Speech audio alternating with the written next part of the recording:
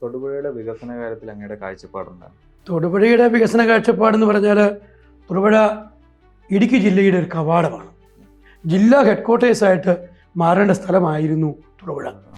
ഈ അപ്പു ജോൺ ജോസഫിന്റെ കടന്നുവരോട് കൂടിയിട്ട് അവിടുത്തെ വലിയ വലിയ നേതാക്കളൊക്കെ നിശബ്ദരായി പോയി എന്നുള്ളൊരു ജനസംസാരമുണ്ട്. ജോസഫ് സാറ് പണ്ട് പറഞ്ഞിരുന്നത് മക്കളൊക്കെ വരുന്നത് വലിയ തെറ്റാണ്. അന്ന് അദ്ദേഹം പറഞ്ഞത് മക്കൾക്ക് ആർക്കും രാഷ്ട്രീയം പാടില്ല, മക്കൾ എന്ന് പറഞ്ഞാൽ രാഷ്ട്രീയത്തിൽ വരുന്ന വലിയ അപകടമാണ് എന്ന മട്ടിലൊക്കെയാണ് അന്ന് അദ്ദേഹം പറഞ്ഞിരുന്നത്. കേരള കോൺഗ്രസിൻ്റെ എല്ലാവരും നേതാക്കന്മാർ, മാണി സാറ് മിടുക്കനായിരുന്നു, ആർ ബാലകൃഷ്ണപിള്ള മിടുക്കനായിരുന്നു, അങ്ങനെയാണ് അവരെ TN ജേക്കബ് മിടുക്കനായിരുന്നു. ഇവരെല്ലാം മിടുക്കന്മാരുടെ ഒരു കൂടാരമായിരുന്നു കേരള കോൺഗ്രസ്. ശരിക്കും ജോസഫ് ഗ്രൂപ്പ് മാണി ഗ്രൂപ്പിലേക്ക് ലയിച്ചപ്പോൾ മാണി ഗ്രൂപ്പിന് ലാഭമാണോ നഷ്ടമാണോ ഉണ്ടായിട്ടുള്ളത്? നഷ്ടമുണ്ടായിട്ടുള്ളത് സംശയം വേണ്ട കാര്യത്തിൽ. എന്തിനേറെ പറയുന്നു, ഞങ്ങളുടെ മുതിർന്ന നേതാവായ ആന്റണി സാറിനെ ഉൾപ്പെടെ, എന്നെ ഉൾപ്പെടെ, നമ്മുടെ രജി കുന്നംകോട്ടിനെ ഉൾപ്പെടെ, ജയകൃഷ്ണ പുതിയത്തിന് ഉൾപ്പെടെ മുഴുവൻ പേരെയും കോൺഗ്രസ്സുകാർ അടിച്ച് PJ ജോസഫ് സാറിനെ പാർട്ടിയിൽ മുന്നണിയിൽ എടുത്തു എന്നും പറഞ്ഞ് ഇവിടുത്തെ കോൺഗ്രസ്സുകാരെല്ലാം ഞങ്ങളുമായി ഞങ്ങളെ കാണത്തില്ലാത്തൊരു സ്ഥിതി. ചോദിച്ചോട്ടെ, ഈ മാണി സാറിന്റെ മരണശേഷം ജോസഫ് സാർ പാർട്ടി പിടിച്ചെടുക്കാൻ ശ്രമിച്ചു എന്നൊക്കെയുള്ള ആരോപണങ്ങൾ ശരിക്കും സത്യമാണോ? സത്യമാണല്ലോ. ആണോ? 100% സത്യമാണല്ലോ. തൊടുപുഴ താങ്കളുടെ ഒരു ഹൃദയമാണെന്ന് തന്നെ പറയാം. തൊടുപുഴയുടെ വികസന കാര്യത്തിൽ അങ്ങയുടെ കാഴ്ചപ്പാടുണ്ടാകും? തൊടുപുഴയുടെ വികസന കാഴ്ചപ്പാടെന്ന് പറഞ്ഞാൽ തൊടുപുഴ ഇടുക്കി ജില്ലയുടെ ഒരു കവാടമാണ്. ജില്ലാ ഹെഡ്ക്വാർട്ടേഴ്സായിട്ട് മാറേണ്ട സ്ഥലമായിരുന്നു തൊടുപുഴ. പക്ഷേ തൊടുപുഴ ഒരു കാലഘട്ടത്തിൽ കുറേ ഏറെ മുന്നോട്ട് പോയി. 96, 2001 കാലഘട്ടത്തിൽ EK നയനാർ മുഖ്യമന്ത്രിയായിരുന്ന കാലഘട്ടത്തിൽ PJ ജോസഫ് സാറ് മന്ത്രിയായിരുന്നു. അന്ന് കുറേ PWD മന്ത്രിയൊക്കെ ആയിരുന്നു. അപ്പോൾ കുറച്ച് റോഡുകളൊക്കെ ഈ ടൗണിൽ, നഗരത്തിൽ കുറച്ച് റിംഗ് റോഡുകളൊക്കെ സൃഷ്ടിക്കാൻ PWDയുടെ സഹായത്തോടെ, ഇടതുപക്ഷ മുന്നണിയുടെ സഹായത്തോടെ ഒക്കെ വരുത്താൻ അവർക്ക് കഴിഞ്ഞിട്ടുണ്ട്. ഇപ്പോൾ അതിനുശേഷം അന്ന് വളരെ ചെറുതായിരുന്ന കട്ടപ്പനയും അടിമാലിയും ഒക്കെ ഇപ്പം ഇതിനേക്കാൾ മുമ്പിലാണ്. എൻ്റെ ഒരു വിശ്വാസമനുസരിച്ച് കട്ടപ്പന മുനിസിപ്പാലിറ്റി തൊടുപുഴ മുനിസിപ്പാലിറ്റിയേക്കാൾ, നഗരത്തേക്കാൾ വലിയ നഗരമായി മാറിയിരിക്കുകയാണ്. കെട്ടിടങ്ങളായി, കോളേജുകളായി, ആശുപത്രികളായി, അങ്ങനെ വലിയ ടൗണായിട്ട് കട്ടപ്പന മാറി. ഇപ്പോൾ കുറച്ചായിട്ട് തൊടുപുഴ ഒരു വികസന സ്തംഭനം ഉണ്ടെന്നുള്ളത് സത്യമാണ്. ഇപ്പം പഴയ റോഡുകളുടെ സൈഡിൽ കൂടെ പണമുള്ള ആളുകൾ എന്ന് പറഞ്ഞാൽ ഇവിടെ കുറേ അധികം പണമുള്ള നല്ല മനുഷ്യരുണ്ട്. അവർ വിവിധങ്ങളായിട്ടുള്ള കെട്ടിടങ്ങൾ പണിയുന്നു. ബസ് സ്റ്റാൻഡിനോട് ചേർന്ന് വലിയ ഷോപ്പിംഗ് കോംപ്ലക്സുകൾ പണിയുന്നു. മുനിസിപ്പൽ ബസ് സ്റ്റാൻഡിനോട് ചേർന്ന് അങ്ങനെ വലിയ ടവറുകൾ, മാളുകളൊക്കെ പണിയുന്നു. അതൊക്കെ ഉണ്ടായിട്ടുണ്ട്. അതിന് സർക്കാരിൻ്റെ ഒന്നും ഏടില്ലല്ലോ. അവർ ബാങ്ക് വായ്പ എടുത്ത്, ലോൺ എടുത്ത് കാര്യം ചെയ്യുന്നു, കെട്ടിടം പണിയുന്നു. അത് പൊതുവികസനമെന്ന് നമുക്ക് അങ്ങനെ പറയാൻ കഴിയില്ല. അത് സ്ഥലമുള്ളിടത്ത് പണമുള്ളവർ കെട്ടിടം പണിയുന്നു. അത് അങ്ങനെയല്ല ചെയ്യുന്നേ. അല്ലാതെ വലിയ മറ്റ് വികസനമൊന്നും ഇപ്പം ഉള്ള സ്ഥലത്ത് കെട്ടിടം പണിയുന്നതേ ഉള്ളൂ. ഇവിടെ യഥാർത്ഥത്തിൽ ഈ ഇടുക്കി ജില്ലയിൽ ഏറ്റവും അധികം വികസിക്കാൻ കഴിയുന്ന സ്ഥലം തൊടുപുഴയാണ്. കാരണം ഇത് 12 പഞ്ചായത്ത്, ഒരു മുനിസിപ്പാലിറ്റി ആയി കിടക്കുന്നു. ശരിക്കും പറഞ്ഞാൽ ഇവിടുത്തെ ഈ പുഴയിലെ ജലം, നല്ല കാലാവസ്ഥ എല്ലാം വിനിയോഗിച്ചാൽ ഇവിടെ എറണാകുളം പോലെയോ അല്ലെങ്കിൽ തൃശ്ശൂർ പോലെയോ തിരുവനന്തപുരം പോലെയോ ഒക്കെ ആയിത്തീരാവുന്ന ഒരു വലിയ വികസന സാധ്യതയുള്ള ഒരു നഗരമാണ് തൊടുപുഴ. അതിനെക്കുറിച്ച് ഒരു സംശയമില്ല.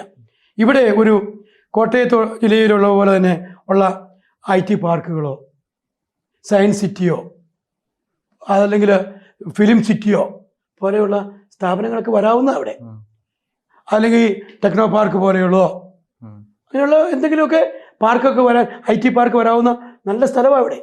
പക്ഷെ അതിനൊന്നും നമ്മൾ ശ്രമിക്കുന്നില്ല. ഇഷ്ടം പോലെ സ്ഥലം ഇവിടെയുണ്ട്. സ്ഥലം എന്ന് പറഞ്ഞത് മിച്ചഭൂമികൾ തോട്ടം മുതലാളിമാരുടെ കൈകളിലുണ്ട്. പാട്ട കാലാവധി കഴിഞ്ഞ ഇഷ്ടം പോലെ സ്ഥലങ്ങൾ ഇവിടെയുണ്ട്. സംരക്ഷിക്കപ്പെട്ടിരിക്കുന്ന തേക്കിൻ കൂപ്പുകൾ ഇവിടെയുണ്ട്. ആ സ്ഥലമൊക്കെ നമുക്ക് ഇതിന് ഉപയോഗിക്കാവുന്ന, ഗവൺമെൻറ് ആവശ്യങ്ങൾക്ക് ഇഷ്ടം പോലെ ഉപയോഗിക്കാവുന്ന സ്ഥലം. അത് ഈ പാട്ടക്കാലാവധി കഴിഞ്ഞ ഭൂമി തോട്ടങ്ങളൊക്കെ റബ്ബറെല്ലാം വെട്ടിയിട്ട് ഇപ്പം കന്നാര വെച്ചുകൊണ്ടിരിക്കുക. ഒന്നും ചെയ്യുന്നില്ല. പഴയ ഫാക്ടറി എല്ലാം പൂട്ടിപ്പോകുന്നു. ഇഷ്ടം പോലെ സ്ഥലം 2500 ഏക്കർ സ്ഥലമുള്ള ഒരു കമ്പനി 2500 കൂടുതൽ കൈവശം വെച്ചിരിക്കുന്നു. മിച്ചമായി അനധികൃതമായി കൈവശം വെച്ചിരിക്കുന്നു. ഇതൊക്കെ പിടിച്ചെടുത്ത് സർക്കാരിലേക്ക് മുതൽ കൂട്ടി ഈ സ്ഥലമൊക്കെ നമുക്ക് വേണ്ടതുപോലെ ഉപയോഗിക്കാം. അതിന് മെനക്കെടുന്നില്ല എന്നുള്ളതാണ് കാര്യം. അതാണ് സത്യം. ടൂറിസം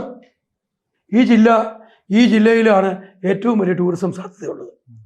ടൂറിസം സാധ്യത ഫലപ്രദമായി വിനിയോഗിക്കാൻ ഒന്നും നമുക്ക് ചെയ്യാൻ കഴിയുന്നില്ല.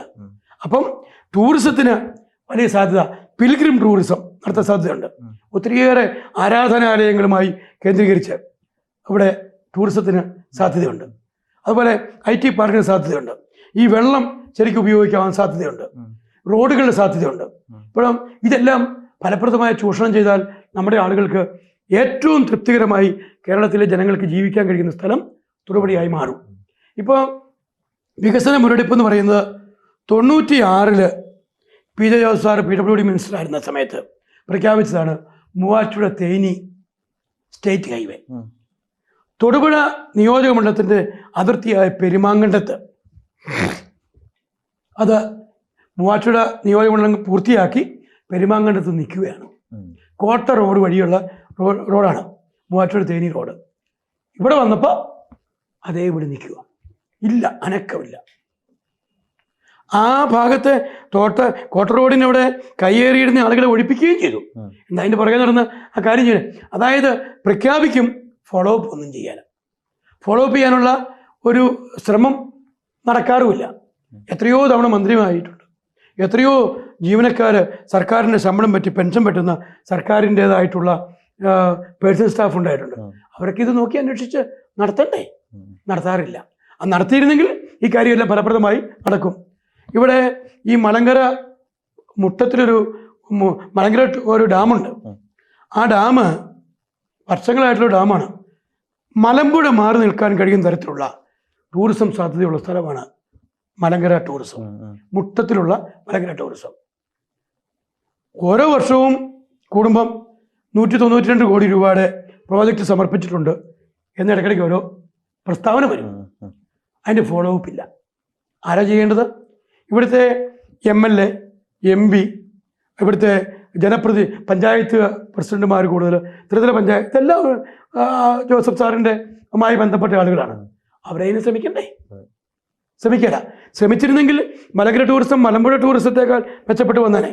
എനിക്ക് വലിയ ആശങ്കയുണ്ട്, ഇത് വേറെ എന്തെങ്കിലും സ്പെഷ്യൽ അജണ്ട ഇതിന് പിന്നിൽ ഇത് നടക്കാതിരിക്കാൻ വേണ്ടി ആരുടെയെങ്കിലും മനസ്സിലുണ്ടോ എന്നെനിക്ക് സംശയമുണ്ട്. നടന്നാൽ ഒത്തിരിയേറെ സാധ്യതയുണ്ട്. എത്രയോ ആളുകൾക്ക് ജോലി കിട്ടിയേനെ, എത്രയോ വലിയ പ്രോജക്റ്റുകളാണ് ഈ നാട്ടിൽ വന്നേനെ. ടൂറിസം എന്ന് പറഞ്ഞാൽ ഇടുക്കി ജില്ലയെ കവർ ചെയ്യാൻ കേരളത്തിൽ വേറെ ഒരു സ്ഥലവും ഇല്ല. അതിൻ്റെ കവാടമാണ് ഈ തൊടുപുഴ. ഇവിടെ തന്നെയുണ്ട് മലങ്കരയുണ്ട്, തൊമ്മൻകുത്തുണ്ട്, മീനുള്ളിയാറുണ്ട്, ആനയാടിക്കുത്തുണ്ട്. ഇവിടെ ക്ഷേത്രങ്ങൾ, ഒറവപ്പാറ ക്ഷേത്രം, ഇത് ഈ തൊടുപുഴ അല്ലാതെ വേറെ എവിടെയാണെങ്കിലും നന്നായിട്ട്. പാലായിലുണ്ട്, പാലായിൽ നാലമ്പലമുണ്ട്. നാലമ്പലത്തിലേക്കുള്ള റോഡുകളെല്ലാം ശരിയാക്കി വളരെ വൃത്തിയായി. എത്രയോ ആളുകളാണ് വരുന്നത്. ഈ കർക്കിടക മാസത്തിലെ ആ സമയത്തൊക്കെ ആ വഴിയോടെ പോകുമ്പം എവിടെ നിന്നെല്ലാം ബസ്സിന് ആളുകൾ വരുന്നത്. ഇവിടെ പളനി മാറി നിൽക്കുന്ന സ്ഥലത്ത് പോലെയുള്ള സ്ഥലമാണ് ഇവിടുത്തെ ഒറവപ്പാറ ക്ഷേത്രം. ആ ക്ഷേത്രത്തിൻ്റെ പരിസരവും ഒക്കെ നന്നാക്കിയെടുക്കാൻ, ഒരു പിൽഗ്രിം ടൂറിസത്തെക്കുറിച്ച് ആലോചിക്കാൻ, വലിയ ബൈബിളായിട്ടുള്ള പ്രോജക്റ്റ് സബ്മിറ്റ് ചെയ്യാൻ ഒരു ശ്രമവും നമ്മളെ ഇവിടുന്ന് ആരും അധികാരമുള്ളവരും ചുമതലയുള്ളവരും ചെയ്താൽ അതൊക്കെ വിജയിച്ചേനെ. റോഡുകൾ നന്നാക്കാൻ ഇപ്പോൾ ഈ തൊടുപുഴ നിയോജകമണ്ഡലത്തിലെ മുഴുവൻ റോഡുകളും പൊട്ടിപ്പൊളിഞ്ഞ് കിടക്കുകയാണ്. എന്നാൽ പ്രതിപക്ഷത്തുള്ള പല MLA ഒക്കെ റോഡുകൾ മറ്റ് വികസന കാര്യങ്ങൾ ഒക്കെ സാമാന്യേന തൃപ്തികരമായി പോകുന്നു. ഇവിടെ ചോദിക്കാനോ പറയാനോ ആരും പോകാനോ. അദ്ദേഹം പറയുന്നത് എനിക്ക് പറ്റുന്നില്ല, നിയമസഭയിൽ തന്നെ പോകാറില്ല, അങ്ങനെയൊക്കെയുള്ള ഒരു സ്ഥിതിയാണുള്ളത്. എന്നാൽ സ്റ്റാഫൊക്കെ ഉണ്ട്, അവരെ ഉപയോഗിച്ച് ഒരു അന്വേഷണമൊക്കെ നടത്തി ചെയ്യാറില്ല. എന്തോ എനിക്കറിയത്തില്ല, എന്താ കാര്യം എന്നറിയത്തില്ല. അദ്ദേഹത്തിന് വലിയ താല്പര്യമില്ല എന്നുള്ളതായിരിക്കും. ഏതായാലും തൊടുപുഴയുടെ ഇപ്പോഴുള്ള പൊതുവികസനത്തിൽ PJ സാറിൻ്റെ ചില പ്രവർത്തനങ്ങൾ നമുക്ക് ഒഴിവാക്കാനും പറ്റത്തില്ല. PWD മന്ത്രിയായിരുന്ന സമയത്ത് ഒരു കാലത്തില്ലായിരുന്നു, ഒരു കാലത്ത് കുറച്ചുണ്ടായി, പിന്നെ ഇപ്പം നിശ്ചലമായി കിടക്കുന്നു. അതാണ് സംഭവിക്കുന്ന കാര്യം. ഫോളോ അപ്പ് ഉണ്ടെങ്കിൽ ഇനിയും ഒത്തിരിയേറെ സാധ്യതയുള്ള സ്ഥലമാണ്. അത് പരമാവധി നന്നാക്കാൻ ഗവൺമെൻറ്റിലും സ്വാധീനമൊക്കെ ചെലുത്താൻ കഴിയുന്ന തരത്തിലുള്ള ശ്രമങ്ങൾ എല്ലാവരും നടത്തിക്കൊണ്ടിരിക്കുകയാണ് എന്ന് നമുക്ക് പറയാൻ കഴിയത്തുള്ളൂ. അതുപോലെ എത്രയോ ബൈപ്പാസുകൾ ഈ മുട്ടമുണ്ട്, നിങ്ങൾക്കറിയാമോ, വൈശാഖിന് അറിയാമോ എന്ന് എനിക്കറിയത്തില്ല. മുട്ടം ഒരു ഒരു ഒരു ഈ ഒരു ഡെവലപ്പ് ചെയ്യുന്ന ഒരു ചെറിയ പഞ്ചായത്താണ്. മുട്ടത്തിലാണ് ഏറ്റവും കൺജസ്റ്റഡ് ആയിട്ടുള്ള ഒരു ജംഗ്ഷൻ. 2 ബൈപ്പാസുകൾക്ക് ഭയങ്കരമായ സാധ്യത. ഒരു ബൈപ്പാസ് നമ്മുടെ കോടതി ജംഗ്ഷനിൽ നിന്നും മൂലപ്പെട്ട റൂട്ടിലേക്കും, മറ്റൊരു ബൈപ്പാസ് നേരെ നമ്മുടെ ഈരാറ്റുപേട്ട റൂട്ടിലേക്കും പോയാൽ മുട്ടത്തിലെ പ്രശ്നം തീരും. 2നും അവിടെ സ്ഥലമുണ്ട്. അതൊന്ന് നടന്ന് ഒരു അപ്രൂവൽ വാങ്ങാൻ PWD മന്ത്രിയായിരുന്നപ്പോൾ അദ്ദേഹത്തിന് കഴിഞ്ഞില്ല. എന്നാൽ ഇപ്പോഴെങ്കിലും ഒരു ശ്രമം നടത്തിയ കുറേയേറെ നടന്നേനെ. ശ്രമമേ നടക്കുന്നില്ല. അതുപോലെ കുന്നം ഒരു ബൈപ്പാസ് ശ്രമിക്കാറില്ല, അവിടെ കിടക്കുകയാണ്. അതിലെല്ലാം ഉപരി നമ്മുടെ ഒരു പ്രധാനപ്പെട്ട കാര്യം, ഈ കാരിക്കോട് മുതൽ ഇടുക്കിയിലേക്കുള്ള ഒരു എളുപ്പവഴിയാണ്. കാരിക്കോട് വെള്ളിയാമറ്റം ആ റൂട്ടിലൂടെ ഏറ്റവും അധികം വണ്ടികൾ പോകുന്ന, പ്രയാസപ്പെട്ടു കടന്നു പോകുന്ന ഒരു വഴിയാണ്. ഒന്നുകിൽ ആ വഴി നന്നാക്കണം, വീതി കൂട്ടി ചെയ്യണം, അല്ലെങ്കിൽ പാരലായിട്ടുള്ള ഒരു റോഡ് ശരിയാക്കണം. കാരണം അത്രയേറെ പ്രയാസങ്ങളാണ് ആ റൂട്ടിലൊക്കെ അനുഭവപ്പെടുന്നത്. ഈ എൻ്റെ പഞ്ചായത്താണ് കരിങ്കുന്നം. ഇവിടുന്ന് 7 കിലോമീറ്ററേ ഉള്ളൂ. തുറവട ടൗണിൽ നിന്ന് 7 കിലോമീറ്ററേ ഉള്ളൂ. പുനലൂർ മൂവാറ്റുപുഴ ഹൈവേ ആണ് ആ റൂട്ട്. ആ റോഡ് അത് പുനലൂർ മൂവാറ്റുപുഴ റൂട്ടിൽ ഏറ്റവും വീതി കുറഞ്ഞ ജംഗ്ഷൻ കരിങ്കുന്നമാണ്, ടൗൺ എന്ന് പറയുന്നത്. ആ ടൗണിന് ഒരു ബൈപ്പാസ് വേണമെന്ന് ഞാൻ പഞ്ചായത്ത് പ്രസിഡന്റ് ആയിരുന്ന സമയത്ത് ഒരു റെസൊല്യൂഷൻ എടുക്കുകയും നാട്ടുകാരെ കൊണ്ട് മുഴുവൻ ഒപ്പിടിക്കുകയും പഞ്ചായത്ത് കമ്മിറ്റി റെസൊല്യൂഷൻ എടുക്കുകയും ഒക്കെ ചെയ്തു. അന്നൊരു സർവേ നടത്തി കണ്ടെത്തി ആവശ്യമായ കാര്യം ചെയ്യാൻ ആയിട്ട് ഉള്ള തീരുമാനമെടുത്തു. ഗവൺമെൻറ് അന്നത്തെ PWD മന്ത്രിയായിരുന്ന ഡോക്ടർ MK മുനീർ അദ്ദേഹം അതിനുള്ള പണവും അനുവദിച്ചു സർവേ നടത്താൻ. ടെൻഡർ ആയപ്പോൾ ആ ടെൻഡർ നോട്ടിഫിക്കേഷനായി ആ കാര്യം ഇവിടെ PWDയുടെ ഈയിലെടുത്ത് ചെന്നു. ഈയിലെടുത്ത് ചെന്നപ്പം ഞാൻ മനസ്സിലാക്കുന്നത് ശരിയോ തെറ്റോ എനിക്കറിയില്ല, ആരോടൊക്കെയോ ബന്ധപ്പെട്ടു ആ ബൈപ്പാസിൻ്റെ ടെൻഡർ നടത്തണ്ട, സർവേയുടെ ടെൻഡർ നടത്തണ്ട എന്ന് ഇപ്പോഴിനി ഞാൻ പറയാൻ ആഗ്രഹിക്കുന്നില്ല. അന്നത്തെ കാലത്ത് PWDയെ നിയന്ത്രിക്കാൻ കഴിയുന്ന ജനപ്രതിനിധി വേണ്ട എന്ന് പറഞ്ഞു എന്നാണ് പറയുന്നത്. അപ്പം ഞാൻ ചോദിച്ചു, പഞ്ചായത്ത് റെസൊല്യൂഷൻ ആണെങ്കിലും PWD എന്ന് പറയുന്നത് ഗവൺമെൻറ്റിൻ്റെ ഭാഗമാണ്, അതിപ്പം വേണ്ട എന്ന് പറഞ്ഞു. അതുകൊണ്ട് കരിങ്കുന്നം കവലയിൽ നിൽക്കാൻ പേടിക്കണം, വണ്ടികൾ ചീറിപ്പാഞ്ഞ് വരികയാണ്. ഏറ്റവും അധികം വണ്ടികൾ പേടിച്ച് നിൽക്കേണ്ട സ്ഥലമായി കരിങ്കുന്നം മാറിയിരിക്കുന്നു. ഒരു ബൈപ്പാസ് ഉണ്ടായിരുന്നെങ്കിൽ കിടങ്ങൂർ പോലെയോ അല്ലെങ്കിൽ ചേർപ്പുങ്കൽ പോലെയോ ഒക്കെ വലിയ 2 ടൗൺ ഈ കരിങ്കുന്നത്തും ഉണ്ടായേനെ. ഈ റോഡ് സൈഡും പുതിയ റോഡിൻ്റെ സൈഡും ആയിട്ടുണ്ടായേനെ. നല്ലതായിരുന്നു. പക്ഷേ കഴിഞ്ഞിട്ടില്ല. എന്തോ നമുക്കറിയത്തില്ല ഇങ്ങനെയുള്ള നമുക്ക് ഏതായാലും ഊർജ്ജസ്വലമായ ഒരു പ്രവർത്തനത്തിൻ്റെ ജനപ്രതിനിധിമാരുടെ ഇടപെടലിൻ്റെ കുറവ് ഇവിടെ ഉണ്ടെന്നുള്ളത് ആർക്കും നിഷേധിക്കാൻ കഴിയാത്ത കാര്യമാണ്. ഇപ്പം കഴിഞ്ഞ തെരഞ്ഞെടുപ്പിൽ തൊടുപുഴയിൽ താങ്കളുടെ പാർട്ടിയുടെ സ്ഥാനാർത്ഥിയായിരുന്നു KA ആന്റണി സാർ. ഇത്തവണയും സീറ്റ് താങ്കളുടെ പാർട്ടിക്ക് തന്നെ ആയിരിക്കും? ഇടതുപക്ഷ ജനാധിപത്യ മുന്നണിയിൽ നമുക്ക് അനുവദിക്കപ്പെട്ടിരിക്കുന്ന ഒരു സീറ്റാണ് തൊടുപുഴ. സീറ്റ് മാറ്റം ഉണ്ടാകുന്നതിനെ കുറിച്ചൊന്നും ഇവിടെ ആരും ഞങ്ങൾക്കാർക്കും ഒരു വിവരവും ഇല്ല. LDFൽ ചർച്ച ചെയ്യാറായിട്ടുമില്ലല്ലോ. മാറ്റം ഉണ്ടെങ്കിൽ അങ്ങനെയൊന്നും കേട്ടില്ല ഇതുവരെ. ഇനിയിപ്പോൾ അങ്ങനെ ഒരു താങ്കളുടെ പാർട്ടിക്കാണ് സീറ്റ് എങ്കിൽ താങ്കളൊരു സ്ഥാനാർത്ഥിയായിട്ട് കാണാൻ പറ്റുമോ? അതെനിക്ക് പറയാൻ പറ്റിയല്ല. കാരണം അത് പാർട്ടി തീരുമാനിക്കുന്ന കാര്യങ്ങളാണ്. പാർട്ടി തീരുമാനിക്കുന്ന കാര്യം, പാർട്ടി ആരെ സ്ഥാനാർത്ഥിയായിട്ട് പാർട്ടി പറഞ്ഞാലും അത് ഞങ്ങളെല്ലാം ശിരസാ വഹിച്ച് യോജിച്ചു നിന്ന് പ്രവർത്തിക്കും, ജയിക്കാൻ വേണ്ടിയുള്ള പോരാട്ടവും നടത്തും.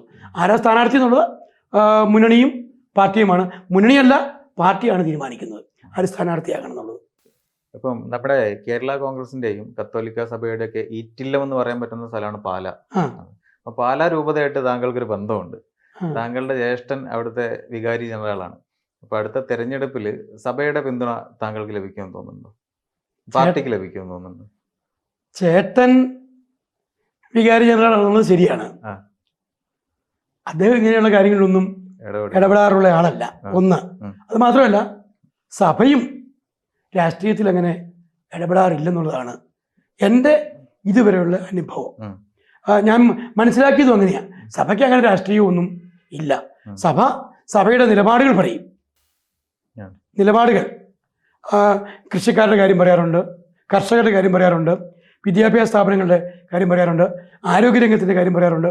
ഒരു പൊതുസമൂഹത്തിൻ്റെ ആവശ്യമായ ക്ഷേമ കാര്യങ്ങൾ ഉറപ്പാക്കുന്നതിന് ആവശ്യമായ നിലപാടുകൾ സഭ സമയാസമയങ്ങളിൽ ഇടപെടാറുണ്ട്. ഇടപെടാറെന്ന് പറഞ്ഞാൽ പറയാറുണ്ട്. അല്ലാതെ രാഷ്ട്രീയത്തിൽ അങ്ങനെ സഭ ഇടപെട്ടതായിട്ട് എനിക്ക് അറിവില്ല. ഇപ്പം അടുത്ത തെരഞ്ഞെടുപ്പിൽ പി ജെ ജോസഫ് സാർ മത്സരിക്കില്ല, അപ്പു ജോൺ ജോസഫ് ആയിരിക്കും സ്ഥാനാർത്ഥി എന്നൊക്കെ പറയപ്പെടുന്നുണ്ട്. അങ്ങനെ അത് സംഭവിക്കുകയാണെങ്കിൽ താങ്കളാണ് എതിർ സ്ഥാനാർത്ഥിയെങ്കിൽ അതൊരു വലിയ വെല്ലുവിളിയായിരിക്കില്ലേ താങ്കളെ സംബന്ധിച്ച്? എങ്ങനെ അതിജീവിക്കുക? എൻ്റെ ഇപ്പോഴും ഒരു വിശ്വാസം പി ജെ ജോസഫ് സാർ തന്നെ മത്സരിക്കുമെന്നാണ്. കാരണം അദ്ദേഹം അങ്ങനെയാണ് അദ്ദേഹത്തിൻ്റെ ഒരു ഇതുവരെയുള്ള രീതികളായിട്ട് എനിക്ക് തോന്നിയിട്ടുള്ളത്. ഇപ്പം അറിയത്തില്ല അദ്ദേഹത്തിൻ്റെ മകൻ മത്സരിക്കുമോ എന്ന് എനിക്ക് അറിയത്തില്ല. ഏതാണെങ്കിലും അത് അവരുടെ കാര്യമല്ലേ, അറിയത്തില്ലല്ലോ. താങ്കളാണ് ഓപ്പോസിറ്റ് സ്ഥാനാർത്ഥിയെങ്കിൽ എങ്ങനെ അതിനെ അതിജീവിക്കുക എന്നാണ് ചോദിച്ചത്, വെല്ലുവിളി. അല്ല, അതിനെക്കുറിച്ച് എനിക്ക് പറയാൻ പറ്റിയായിരുന്നു. നമ്മുടെ പാർട്ടി സ്ഥാനാർത്ഥി ആരാണെന്ന് അറിയില്ല. കേരള കോൺഗ്രസ് എമ്മിനാണ് നമ്മുടെ സീറ്റെങ്കിൽ കേരള കോൺഗ്രസ് മത്സരിക്കും, ശക്തമായ പോരാട്ടവും നടത്തും. കാരണം അവർക്കൂടെ വലിയ രീതിയിൽ സപ്പോർട്ടുള്ളൊരു മണ്ഡലമാണല്ലോ. വലിയ രീതിയിൽ സപ്പോർട്ട് എന്ന് പറയുന്നത് അവർക്ക് അവർ കുറേ കാലമായിട്ട് ഇവിടുത്തെ MLA യും മന്ത്രിയൊക്കെ ആയതുകൊണ്ട് അവർക്ക് കുറച്ച് സ്വാധീനമൊക്കെ ഉണ്ട്, ഇല്ലെന്ന് നിഷേധിക്കാൻ നമുക്ക് പറ്റിയല്ല. അതൊക്കെ ഒരു മുന്നണിയുടെ അനുസരിച്ചുള്ള സ്വാധീനങ്ങളല്ലേ, വ്യക്തിപരമായിട്ടുള്ള സ്വാധീനം എന്ന്. ജോസഫ് സാറിന് കുറേ വ്യക്തിപരമായ സ്വാധീനമുണ്ട്. ഇപ്പം അദ്ദേഹം മാറി മകനാണോ ആരാ സ്ഥാനാർത്ഥി എന്ന് അവർക്ക് അറിയത്തില്ല. അവരുടെ പാർട്ടിക്കകത്ത് തന്നെ അങ്ങനെ വ്യക്തതയൊന്നും ഇതുവരെ വന്നിട്ടില്ല. അവിടെ പലരും അങ്ങനെ പറയുന്നതായിട്ടാണ് ഞാൻ കേൾക്കുന്നത്, എനിക്കറിയത്തില്ല. ശ്രീ അപ്പു ജോൺ ജോസഫിന്റെ കടന്നുവരോട് കൂടിയിട്ട് അവിടുത്തെ വലിയ വലിയ നേതാക്കളൊക്കെ നിശബ്ദരായി പോയി എന്നുള്ളൊരു ജനസംസാരമുണ്ട്. അപ്പം അങ്ങനെയുള്ള നേതാക്കന്മാർ അവിടെ നിന്ന് താങ്കളുടെ പാർട്ടിയിലേക്ക് വരികയാണെങ്കിൽ ഇവിടെ പ്രവർത്തിക്കാനുള്ള ഒരു സ്വാതന്ത്ര്യമൊക്കെ ഉണ്ടോ അവർക്ക്? അവരുടെ പാർട്ടിക്കകത്ത് ഈ ജോസഫ് സാറ് പണ്ട് പറഞ്ഞിരുന്നത് മക്കളൊക്കെ വരുന്നത് വലിയ തെറ്റാണ്. 1997 അവസാനത്തിലാണ് ഞങ്ങളുടെ പാർട്ടിയുടെ chairman Jose K Mani MP പാർട്ടിയിൽ യൂത്ത് ഫണ്ടിലൂടെ പ്രവർത്തിച്ച് യൂത്ത് ഫണ്ട് സംസ്ഥാന കമ്മിറ്റി അംഗമായി, സംസ്ഥാന സെക്രട്ടേറിയറ്റ് മെമ്പറായി, സംസ്ഥാന പ്രസിഡന്റായി വന്ന് പല ഘട്ടങ്ങളിലൂടെ വന്ന് പാർട്ടി ജനറൽ സെക്രട്ടറി ആവുകയും വൈസ് ചെയർമാൻ ആവുകയും ഏക വൈസ് ചെയർമാൻ ആവുകയും പാർട്ടി ചെയർമാൻ ആവുകയും ഒക്കെ ചെയ്തത് അങ്ങനെയാണ്. അന്ന് അദ്ദേഹം പറഞ്ഞത് മക്കൾക്ക് ആർക്കും രാഷ്ട്രീയം പാടില്ല, മക്കൾ എന്ന് പറഞ്ഞാൽ രാഷ്ട്രീയത്തിൽ വരുന്ന വലിയ അപകടമാണ് എന്ന മട്ടിലൊക്കെയാണ് അന്ന് അദ്ദേഹം പറഞ്ഞിരുന്നത്. ഇപ്പോൾ അദ്ദേഹത്തിൻ്റെ മകൻ രാഷ്ട്രീയത്തിൽ ഇറങ്ങുന്നത് നല്ലതെന്ന് പുള്ളിക്കൊരു ധാരണയൊക്കെ ഉണ്ട്. അവരുടെ പാർട്ടിക്ക് വേറെ കേരളത്തിലോ ഇന്ത്യയിലോ ഒരു പാർട്ടിയിലും കേൾക്കാത്തൊരു സ്ഥാനം, കോർഡിനേറ്ററിനോ അങ്ങനൊരു പേരും ഒക്കെ ഇട്ട് നമ്മുടെ പാർട്ടിക്കൊക്കെ ചെയർമാന്, ജനറൽ സെക്രട്ടറി എന്നൊക്കെ പറഞ്ഞ സ്ഥാനങ്ങൾ, വൈസ് ചെയർമാന്, വൈസ് പ്രസിഡന്റ് എന്നൊക്കെ പറഞ്ഞ സ്ഥാനങ്ങളാണ്. ജില്ലയിലും ഞങ്ങളുടെ പാർട്ടി ഇപ്പോൾ നിയോജകമണ്ഡലം പ്രസിഡന്റ്, ജില്ലാ പ്രസിഡന്റ്, സംസ്ഥാന ചെയർമാൻ എന്നൊക്കെയാണ് നമ്മുടെ പാർട്ടി. അദ്ദേഹത്തിൻ്റെ പാർട്ടിക്കും നിയോജകമണ്ഡലം പ്രസിഡന്റ്, ജില്ലാ പ്രസിഡന്റ്, ചെയർമാൻ എന്നൊക്കെയാണ്. വേറെ ഇന്ത്യയിൽ ഒരു പാർട്ടിക്കും കോർഡിനേറ്റർ എന്നൊരു സ്ഥാനം നമ്മൾ കേട്ടിട്ടില്ല. അതിൻ്റെ റോൾ എന്നാന്നും നമുക്ക് അറിയത്തില്ല. 50-60 വർഷമായി പ്രവർത്തിക്കുന്ന ഒരു പാർട്ടിക്ക് ഇനി പുതിയൊരു കോർഡിനേറ്റർ എന്ന് വെക്കുന്നത് നമുക്കറിയത്തില്ല. അങ്ങനെയാണ് പുള്ളിയെ കൊണ്ടുവന്നിരിക്കുന്നത്. കഴിഞ്ഞ ഒരു കൊല്ലം ആയി അദ്ദേഹം കോർഡിനേറ്ററായി ചുമതല എടുത്തിട്ട് മകൻ വരാനുള്ള ഒരു സാധ്യതയായിട്ട് കണ്ടതാണ്. ഇപ്പം മക്കളുടെ രാഷ്ട്രീയം പുള്ളിക്ക് ഒരു എതിരും ഉള്ളതായിട്ട് അനുഭവപ്പെടുന്നില്ല. അദ്ദേഹം എന്നാ വരട്ടെ, എല്ലാവർക്കും സ്വാതന്ത്ര്യം ഉണ്ടല്ലോ, രാഷ്ട്രീയത്തിന് സ്വാതന്ത്ര്യം ഉണ്ടല്ലോ. ഇപ്പം കേരള കോൺഗ്രസ് LDF മുന്നണിയിൽ ചേർന്നിട്ട് ഏകദേശം 5 വർഷം പൂർത്തിയാവുകയാണ്. താങ്കളെ പ്രതിനിധീകരിക്കുന്ന കർഷക സമൂഹത്തിന് ഈ കാലയളവിൽ എന്താണ് പ്രത്യേകതയായിട്ട് നേടിത്തന്നിട്ടുള്ളത്? ഏറ്റവും പ്രധാനപ്പെട്ട കാര്യമല്ലേ ഇടുക്കിയിലെ ഭൂപ്രശ്നം പരിഹരിക്കുന്നതിനുള്ള നിയമം പാസ്സാക്കി ചട്ടം ഉണ്ടാക്കി പ്രാബല്യത്തിൽ വരാൻ പോവല്ലേ. ഈ ഭൂഭേദഗതി മാറ്റി നിർത്തി കഴിഞ്ഞാൽ വേറെ എന്താ എടുത്തു പറയാനുള്ളത്? ഭൂഭേദഗതി മാറ്റി നിർത്തി കഴിഞ്ഞാൽ കേരളത്തിലെ കൃഷിക്കാരെ സംബന്ധിച്ച് അവരുടെ ദൈനംദിന ആവശ്യങ്ങൾ നിറവേറ്റുന്നതിൽ കേരള കോൺഗ്രസ് പ്രതിബദ്ധതയോടെയും പ്രതിജ്ഞാബദ്ധതയോടെയും പ്രവർത്തിക്കുകയാണല്ലോ. അവർക്കൊരു ബുദ്ധിമുട്ടും ഉണ്ടാകാതെ സംരക്ഷിക്കുന്നതിൽ കേരള കോൺഗ്രസ് നിലനിൽക്കുകയാണ്. റബ്ബറിൻ്റെ താങ്ങുവില വർദ്ധിപ്പിക്കുന്ന കാര്യത്തിൽ, അതുപോലെ ഇപ്പം കൃഷിക്കാർക്ക് മാത്രമല്ല കേരള കോൺഗ്രസ് സമസ്ത ജനവിഭാഗത്തിൻ്റെയും താല്പര്യങ്ങൾ സംരക്ഷിക്കാൻ ശ്രമിക്കുകയാണ്. പട്ടയം കൊടുക്കാൻ, ഇപ്പോൾ പട്ടയം കൊടുക്കാനുള്ള എല്ലാ ശ്രമവും നടന്നുകൊണ്ടിരിക്കുന്നു. ആയിരക്കണക്കിന് പട്ടയങ്ങൾ 1-2 മാസങ്ങൾക്കകം ഇവിടെ കൊടുക്കാൻ പോവുകയാണ്. ഈ ജില്ലയൊട്ടാകെ, സ്റ്റേറ്റ് ഒട്ടാകെ കൊടുക്കുകയാണ്. കേരളത്തിലെ സാധാരണക്കാരായ ആളുകളെ മുഴുവൻ സംരക്ഷിക്കുന്ന പൊതു നിലപാടാണ് ഈ മുന്നണിയും ഈ ഗവൺമെൻറ്റും ഒക്കെ ചെയ്തുകൊണ്ടിരിക്കുന്നത്. ഇപ്പം ഈ ഗവൺമെൻറ് 2016 അധികാരത്തിൽ വരുമ്പം 18 മാസം പെൻഷൻ കുടിശ്ശികയായിരുന്നു. ഇപ്പോൾ 1 മാസമേ കുടിശ്ശികയുള്ളൂ, 1 മാസം മാത്രം. അന്ന് പെൻഷൻ 600 രൂപയായിരുന്നു, ഇന്ന് 1600 രൂപയാണ്. അന്ന് 32 ലക്ഷം പേർക്കേ ഉണ്ടായിരുന്നുള്ളൂ, ഇന്ന് 64 ലക്ഷം പേർക്കാണ് പെൻഷൻ കൊടുക്കുകയാണ്. അത് ഈ വാർഷികകാലം, വിധവ, കർഷക പെൻഷൻ, കർഷക തൊഴിലാളി പെൻഷൻ ഇതെല്ലാം കൊടുക്കുകയാണ്. അതുപോലെ ഇതെല്ലാം കൊടുക്കുന്നത് ഈ ഗവൺമെൻറ് കുടിശ്ശികയില്ലാതെ കൊടുക്കുമല്ലേ. അതുപോലെ റോഡ് വികസനം, ഇവിടെ റോഡ് വികസിക്കാതിരിക്കുന്നതും റോഡ് നന്നാക്കാതിരിക്കുന്നതും ചോദിക്കാഞ്ഞിട്ടാണ്. ചോദിക്കുന്നവർക്കെല്ലാം കിട്ടുന്നു. ഇന്നലെ ഇപ്പം സിദ്ദിഖിൻ്റെ ഒരു പ്രസംഗം ഞാൻ കേട്ടു. വയനാട്ടിലെ പാതയുമായി ബന്ധപ്പെട്ടാണ്. ഈ വികസന കാര്യങ്ങളിൽ ഇടതുപക്ഷ ജനാധിപത്യ മുന്നണിയുടെ ദീർഘവീക്ഷണവും ശക്തമായ ഇടപെടലുമാണ് വികസനം ഉണ്ടാകുന്നത്. അദ്ദേഹം പ്രതിപക്ഷ MLA അല്ലേ, കോൺഗ്രസിൻ്റെ KPCC വൈസ് പ്രസിഡന്റാണ്. അദ്ദേഹത്തിൻ്റെ മണ്ഡലത്തിൽ പോലും വികസനം നടക്കുന്നു. മൂവാറ്റുപുഴ കുഴൽനാടൻ നമ്മുടെ ഇടതുപക്ഷ ജനാധിപത്യ മുന്നണിയെ എപ്പോഴും വിമർശിക്കുന്ന അവിടെയും വികസനം നടക്കുന്നു. ഇവിടെ മാത്രം ചോദിക്കാതിരിക്കുന്നതുകൊണ്ട് വികസന പ്രവർത്തനങ്ങൾ റോഡിൻ്റെ കാര്യത്തിലാണ്. ആരെങ്കിലും കരയുന്ന കൊച്ചിനെ പാടില്ല, അന്നേരം പിന്നെ ചോദിക്കാതിരിക്കുമ്പോൾ. ഇതാണ് സ്ഥിതി. അതിൻ്റെ ഒരു ചെറിയ പ്രശ്നമാണ്. എങ്ങനെയും ഒന്നും നടക്കാതിരിക്കണമെന്നാണ് ഇപ്പോഴത്തെ ജനപ്രതിനിധിയുടെ മനസ്സിലിരിപ്പ്. ഗവൺമെൻറ് ഒന്നും തരുന്നില്ല എന്ന് പറയുക. എന്നാൽ ഗവൺമെൻറ്റിനോട് ചോദിക്കാൻ പറഞ്ഞാൽ മന്ത്രിമാരെല്ലാം ജൂനിയേഴ്സാണ്, അവരോട് ഞാൻ ചോദിക്കായിരുന്നു. എന്നാൽ പിന്നെ ആരെങ്കിലും നിർബന്ധിക്കുന്നുണ്ടോ ഇങ്ങനെയുള്ള കാര്യങ്ങളിലൊക്കെ ഇടപെടുന്നതിന്? അവർ നിർബന്ധിക്കുന്നില്ലല്ലോ. ജൂനിയേഴ്സാണെങ്കിൽ മന്ത്രിമാർ പണം അനുവദിക്കുന്നവരല്ലേ, അവർക്ക് കണ്ട് ചോദിക്കണ്ടേ, അല്ലെങ്കിൽ ഒരു കത്തെങ്കിലും കൊടുക്കണ്ടേ? ഒന്നും ചെയ്യാനോ പുറത്തു പോവുകയുമില്ല. അതുകൊണ്ട് അതിൻ്റെതായ പോരായ്മകളൊക്കെ ഇവിടെ ഉണ്ടായിട്ടുണ്ട്. പിന്നെ ഈ ഹൈറേഞ്ചിലൊക്കെ ആണെങ്കിൽ റോഷി അഗസ്റ്റിൻ മന്ത്രിയുടെ മണ്ഡലം, മണിയാശാൻ്റെ മണ്ഡലം, രാജയുടെ മണ്ഡലം, മന്ത്രിച്ച വാഴൂർ സോമൻ ചേട്ടൻ്റെ മണ്ഡലം, അവിടെയൊക്കെ എന്താ മാറ്റം വന്നിരിക്കുന്നത്.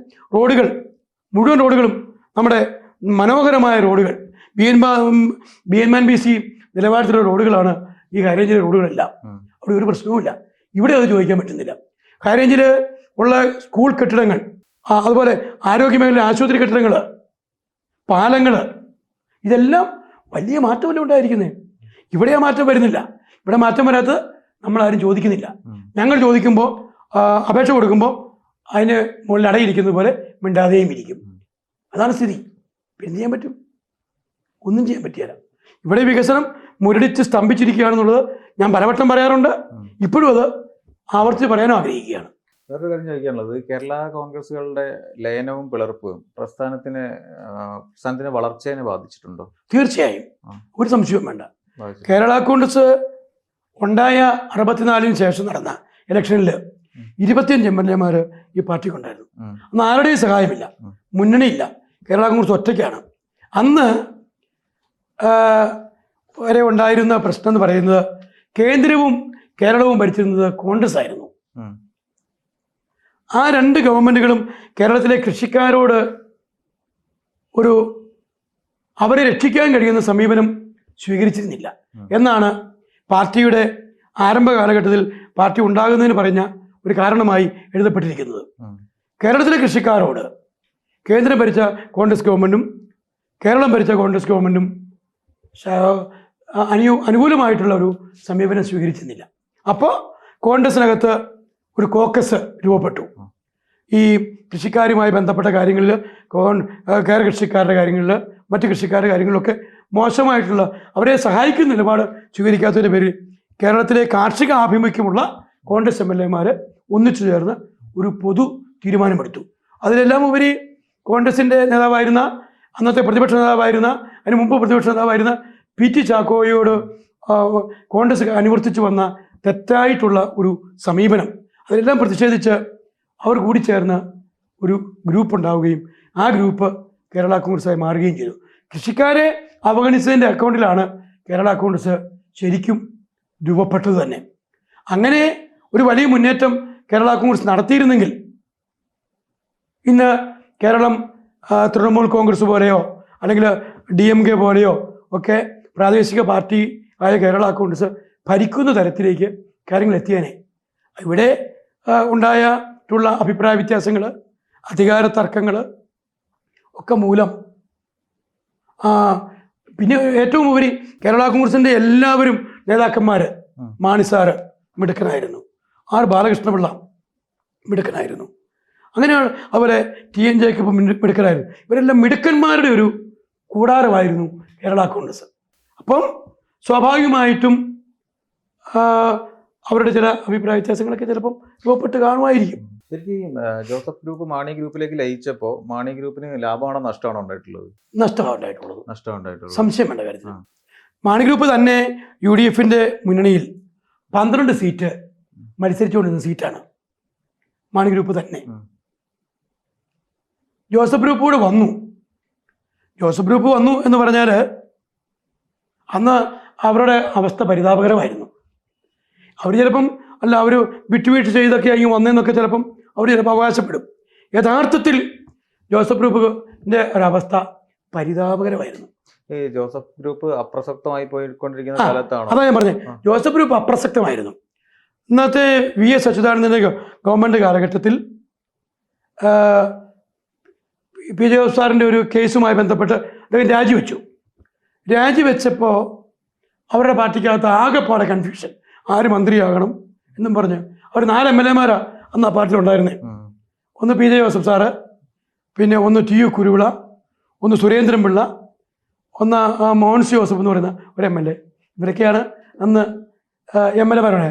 അവർ 4 പേരും ആ ടൈമിൽ മന്ത്രിയായി എന്ന് പറഞ്ഞാൽ 4 പേരും 5 വർഷമുള്ള ഒരു ഗവൺമെൻറ്റിൽ മന്ത്രിയായി എന്ന് പറഞ്ഞാൽ അതിനകത്തെ തർക്കങ്ങളും കാര്യങ്ങളും മനസ്സിലായാൽ മതിയല്ലോ. അവരുടെ കാര്യം പരിതാപകരമായിരുന്നു. ഇവിടെ ആ കാലത്ത് കോൺഗ്രസും ഞങ്ങൾ ഉൾപ്പെടുന്ന UDF-ഉം വലിയ മുന്നേറ്റം നടത്തി നിൽക്കുകയായിരുന്നു. അപ്പോൾ ആകെ ഒരു പരിതാപകരമായ ഒരവസ്ഥയിലാണ് ഇവരുടെ പാർട്ടി നിന്നിരുന്നത്. അപ്പോഴെങ്ങനെയോ മാണിസാറുമായി ഒരു ധാരണ ഇവരുണ്ടാക്കി. എങ്ങനെയാണെന്ന് ഞങ്ങൾക്കറിയത്തില്ല. മാണിസാറിൻ്റെ പാർട്ടിയിൽ ഞങ്ങൾ കേരള കോൺഗ്രസ് എമ്മിൽ ജോസഫ് ഗ്രൂപ്പ് ലയിക്കുക, ചിഹ്നം 2.5 എമ്മും അംഗീകരിച്ച് മാണി ഗ്രൂപ്പ് കേരള കോൺഗ്രസിൽ ജോസഫ് സാറ് ലയിക്കുവാണ്. ചോദിച്ചോട്ടെ, ഈ മാണി സാറിന്റെ മരണശേഷം ജോസഫ് സാറ് പാർട്ടി പിടിച്ചെടുക്കാൻ ശ്രമിച്ചു എന്നൊക്കെയുള്ള ആരോപണങ്ങൾ ശരിക്കും സത്യമാണോ? സത്യമാണല്ലോ. ആണോ? 100% സത്യമാണല്ലോ. മാണി സാറിൻ്റെ മരണശേഷം ഈ പാർട്ടി പിടിച്ചെടുക്കണം എന്ന് PJ ജോസഫ് സാർ ആഗ്രഹിക്കുകയും അതിന് നമ്മുടെ പാർട്ടി പണ്ടുണ്ടായിരുന്ന ചിലർ കൂട്ടുകൂടുകയും ചെയ്തു. അത് കൂട്ടുകൂടി അവർ ഈ പാർട്ടി അവരുടേതാക്കാനൊരു ശ്രമം നടത്തി. എന്തിനൊരു ചിഹ്നം അവർക്ക് വേണം. മാണി സാറിൻ്റെ പേരിൻ്റെ ഇൻഷനായ M, കേരള കോൺഗ്രസ് എമ്മും വേണം 2.5 വേണം എന്നും പറഞ്ഞ് അവർ കേസ് കൊടുത്തു. ഈ പാർട്ടി പിടിച്ചെടുക്കാൻ അവർ ശ്രമിച്ചല്ലോ, അതിൻ്റെ ഭാഗമല്ലേ. ജോസഫ് ഗ്രൂപ്പ് നമ്മുടെ പാർട്ടി ലയിച്ചതിൻ്റെ ഫലമായിട്ട് നമുക്കൊന്നും കിട്ടിയില്ല. തമ്മിൽ അന്ന് ഇവരെ ലയിപ്പിക്കുമ്പം കോൺഗ്രസ് ഭയങ്കര എതിരായിരുന്നല്ലോ. കോൺഗ്രസ് UDF ആകെ എതിരായിരുന്നു, ലീഗ് എതിരായിരുന്നു, കോൺഗ്രസ് എതിരായിരുന്നു, UDF-ലെ ചെറു കക്ഷികൾ വരെ എതിരായിരുന്നു. അവരവസാനം ഉമ്മൻചാണ്ടി സാറ് പറഞ്ഞു, PJ ജോസഫിനെ എടുക്കുന്നതിൻ്റെ ഗുണവും ദോഷവും മാണി അനുഭവിക്കുക, മാണി വേണം അനുഭവിക്കാൻ എന്ന് പറഞ്ഞാൽ ഗുണമുണ്ടായാലും ദോഷമുണ്ടായാലും മാണി അനുഭവിക്കണം എന്ന് പറഞ്ഞു. യഥാർത്ഥം ഞങ്ങൾ അനുഭവിക്കുകയല്ലേ. അല്ല, ശരിക്കും മാണി സാറിന്റെ ഒരു കാഴ്ചപ്പാട് വെച്ച് നോക്കിയാൽ കേരള കോൺഗ്രസ് 2 കൂട്ടർ ഒരുമിച്ച് ലയിച്ച് നിൽക്കുന്നതല്ലേ ഇനിയും തൊടുപുഴയ്ക്ക് നല്ലത്? തൊടുപുഴയ്ക്ക് മാണി സാറിന്റെ കാഴ്ചപ്പാട് ശരിയായിരുന്നു, ഒന്നിച്ച് നിൽക്കണം എന്നായിരുന്നു. മാണി സാർ ആഗ്രഹിച്ചത് ജോസഫ് സാർ മാണി സാറിനോട് ഇനി ഞാൻ പാർട്ടി പ്രവർത്തനമില്ല, എനിക്ക് പറ്റത്തില്ല, അതുകൊണ്ട് ഞാൻ ഇനി മാണി സാറ് എന്നോട് സ്നേഹമുള്ള ഈ ജനവിഭാഗത്തേക്ക് കൂട്ടിപ്പോകണം എന്ന് ആവശ്യപ്പെട്ടെന്നാണ് ഞങ്ങൾ മനസ്സിലാക്കുന്നത്. അങ്ങനെ ആവശ്യപ്പെട്ട സമയത്ത് തൊടുപുഴയിൽ ജോസഫ് സാറിൻ്റെ പാർട്ടിക്ക് ശക്തമായി എതിരെ പ്രവർത്തിച്ചിരുന്നതും ഞങ്ങളുടെ പാർട്ടി ശക്തിപ്പെടുത്താൻ വേണ്ടി പരിശ്രമിച്ചിരുന്നതും ഞങ്ങളുടെ നേതാവായ പ്രൊഫസർ കെ എ ആന്റണി സാറും ഞാനും രജി കുന്നംകൂട്ടും ഒക്കെയാണ് പ്രവർത്തിച്ചുകൊണ്ടിരുന്നത്. ഞങ്ങളെ 3 പേരെയും മാണി സാറ് പാലായിലെ വീട്ടിലേക്ക് വിളിച്ചു.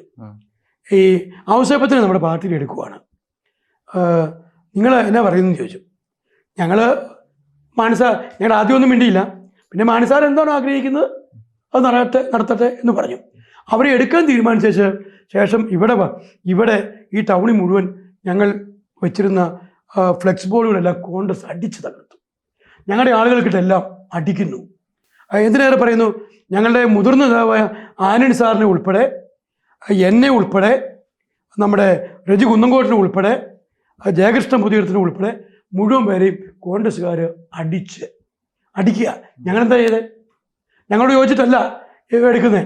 പി ജോസഫ് സാറിനെ പാർട്ടിയിൽ മുന്നണിയിൽ എടുത്തു എന്നും പറഞ്ഞ് ഇവിടുത്തെ കോൺഗ്രസ്സുകാരെല്ലാം ഞങ്ങളുമായി ഞങ്ങളെ കാണത്തില്ലാത്തൊരു സ്ഥിതി ഉണ്ടായി. അതുവരെ ഞങ്ങൾ കഴിഞ്ഞ് 35 വർഷമായി, പിന്നെ മുന്നണിയിൽ നിന്ന് പോകുന്നത് കുറച്ച് കഴിഞ്ഞാൽ, ഞങ്ങൾ കഴിഞ്ഞ് 30 വർഷമായി ഈ കോൺഗ്രസിൻ്റെയും UDFൻ്റെയും ഒരു അവിഭാജ്യ ഘടകമായി അവിടെ ഞങ്ങളെ പോലും അവർ അകറ്റി നിർത്തുന്ന ഒരു സമീപനമാണ് സ്വീകരിച്ചത്. അതാ പറ്റിയത്. അപ്പം ഒരു കാര്യം കൂടെ ചോദിച്ചിട്ട് നിർത്താം. ഈ ഇടത് മുന്നണിയിലെ ഇപ്പോഴത്തെ 5 വർഷത്തെ ഭരണത്തിന് എങ്ങനെയാണ് വിലയിരുത്തുന്നത്? 5 വർഷത്തെ ഭരണം ജനോപകാരപ്രദമായ കാര്യങ്ങൾ ചെയ്യാൻ ഈ ഗവൺമെൻറ് പരമാവധി പരിശ്രമിക്കുന്നുണ്ട്. വികസനം മുടക്കാനായിട്ടുള്ള ശ്രമങ്ങൾ പലയിടങ്ങളിലും പല മേഖലകളിലും, ഞാൻ നിങ്ങളോട് പറയുന്നെങ്കിലും തെറ്റിദ്ധരിക്കേണ്ട, പല മാധ്യമങ്ങളും വികസനത്തെ ചെറുതായി കാണുന്നു. വിഴിഞ്ഞം, കൊച്ചി മെട്രോ, അതുപോലെ ഇപ്പം വയനാട് തുരങ്കം എന്ന് വേണ്ട കേരളത്തിലെ എല്ലാ 45,000 സ്കൂളുകൾ ഹൈടെക് സ്കൂളുകളായി മാറി. എത്രയോ ആശുപത്രി കെട്ടിടങ്ങൾ, എത്രയോ വിദ്യാഭ്യാസ സ്ഥാപനം, സർക്കാർ സ്കൂളുകൾ, തൊടുപുഴയിലെ തന്നെ സ്കൂളുകൾ എല്ലാം ഉണ്ടായിരിക്കില്ലേ വികസനം. അതുപോലെ എല്ലാ മേഖലയിലും സാമാന്യേന നല്ല വികസന കുതിപ്പ് ഉണ്ടായിട്ടുണ്ടെന്നാണ് വിശ്വാസം. പിന്നെ ഈ മാധ്യമങ്ങൾ അതിനെ തമസ്കരിക്കാനും ആർക്കോ വേണ്ടി സംസാരിക്കുന്നത് പോലെയൊക്കെ ചിലപ്പം നമുക്ക് തോന്നാറുണ്ട്. എന്തിനേയും ഏതിനേയും കണ്ണടച്ച് എതിർക്കുന്ന ഒരു സമീപനം ചില ആളുകൾ, ഈ വാട്സപ്പ് കൂട്ടായ്മകൾ, ഇതിനൊക്കെ കുറച്ച് ആളുകൾ PR വർക്കാണെന്നൊക്കെയാണ് പറയുന്നത്. എന്തൊക്കെ ഫാമിലിയുടെ വിശേഷങ്ങൾ? ഇപ്പം ഓണക്കാലമാണ് വരുന്നത്, കുടുംബത്തിന്റെ വിശേഷങ്ങൾ എന്തൊക്കെയാ? ഫാമിലി, ഞാൻ അധ്യാപകനാണ്, എൻ്റെ വൈഫും അധ്യാപികയാണ്. ഞാൻ 25 വർഷമായിട്ട് ഒരു സ്കൂളിലാണ് പഠിപ്പിക്കുന്നത്, തുടങ്ങനാട് സെൻറ് തോമസ് ഹൈസ്കൂളിലാണ്. എൻ്റെ വൈഫും 10-17 വർഷമായിട്ട് അവിടെ തന്നെയാണ് പഠിപ്പിക്കുന്നത്. സിമി സോഷ്യൽ സയൻസ് ആണ് വിഷയം, ഞാൻ ഹിന്ദിയാണ് വിഷയം. പിന്നെ ഒരു മോൻ മൂവാറ്റുപുഴ നിർമ്മല കോളേജിൽ ഡിഗ്രി പഠിക്കുകയാണ്. ഒരു മോളുണ്ട്, അവൾ കാനഡയിൽ ജോലി ചെയ്യുകയാണ്. അങ്ങനെ ഫാമിലി. പിന്നെ അമ്മച്ചിയുണ്ട്, ചാച്ചൻ മരിച്ചുപോയി. അങ്ങനെയൊക്കെയാണ് കാര്യങ്ങൾ. അപ്പം സാറ് ഇത്രയും സമയം, വിലപ്പെട്ട സമയം ഞങ്ങൾക്ക് വേണ്ടി ചെലവഴിച്ചു, അത് ഈ ഓണക്കാലത്ത് തിരക്കുള്ള സമയത്ത്. അപ്പം അതിന് ഹൃദയം നിറഞ്ഞ നന്ദി ആദ്യം തന്നെ പറയുന്നു. ഒപ്പം ഹൃദയത്തിന്റെ ഭാഷയിൽ ഓണാശംസകൾ. പ്രേക്ഷകരോട് എന്താ പറയാനുള്ളത്? എല്ലാവർക്കും ഓണാശംസകളാണ് എനിക്ക് ആമുഖമായിട്ട് പറയാനുള്ളത്. നാട്ടിൽ ഓണം സന്തോഷത്തിൻ്റെയും ആനന്ദത്തിൻ്റെയും ഒക്കെ ഒരു നല്ല അവസ്ഥ ഉണ്ടാകേണ്ടതാണ്. നിർഭാഗ്യവശാൽ ഇപ്പം മഴ കാരണം നമുക്ക് ഇച്ചിരി ഓണം വിചാരിച്ചതുപോലെ കളർഫുൾ ആകുമോ എന്ന് സംശയമുണ്ട്. എങ്കിലും നല്ല ഓണം എല്ലാവർക്കും ആശംസിക്കുന്നു.